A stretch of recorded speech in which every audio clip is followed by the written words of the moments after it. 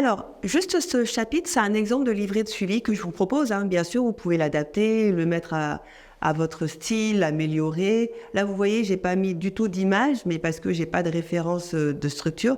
Il pourrait avoir des images, il pourrait avoir de la couleur, des choses comme ça. Donc, toujours avoir la date de quand on commence le suivi avec la personne, très important. Ces périodes de contrat aussi.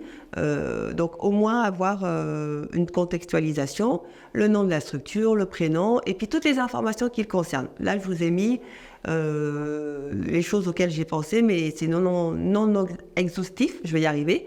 Vous pouvez rajouter aussi si vous pensez à autre chose. Le RIB, parce qu'il va être payé, donc il faut fournir le RIB par exemple.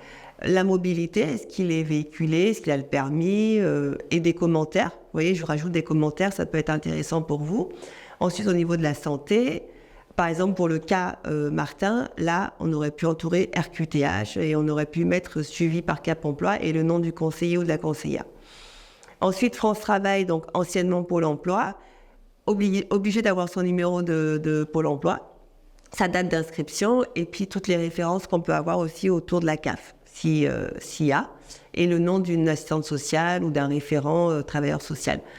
Ensuite, ça c'est le volet donc coordonné, qui est la personne et puis où est-ce qu'elle en est au niveau de ses allocations, des minima sociaux et de avec qui elle est accompagnée. Derrière, le point sur son parcours, donc exploration. Les métiers que la personne a pu faire, ses projets professionnels s'il y en a, les freins actuels, le contexte familial, enfin vous voyez, les objectifs plus ou moins long terme. Explorer aussi la personne en elle-même. Et ensuite, derrière, ça peut être aussi ses motivations, qu'est-ce qu'elle a envie de faire réellement. Vous vous souvenez des exercices qu'on a fait sur les valeurs? Ça peut être aussi là, lui proposer ce genre d'exercice. Soit vous lui faites faire parce qu'il peut le faire en autonomie, soit vous le faites avec elle, avec la personne. Donc voilà. Je vous ai mis pointure de chaussures, taille de pantalon. Ça arrive très régulièrement par rapport au métier que la structure va proposer. Si c'est dans le bâtiment, il faut un équipement de sécurité, donc on va lui en prêter.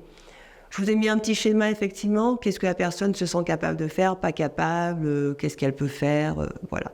Ça peut vous aider. Ensuite, très important, on pose l'objectif ou les objectifs.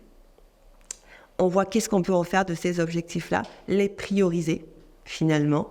Et puis, en avant Guingamp, comme on dit, dans l'ancien temps, pour les plus anciens. Allez, je vous attends pour le chapitre suivant où on va aller regarder un exemple de fiche d'accompagnement et de suivi. À tout de suite.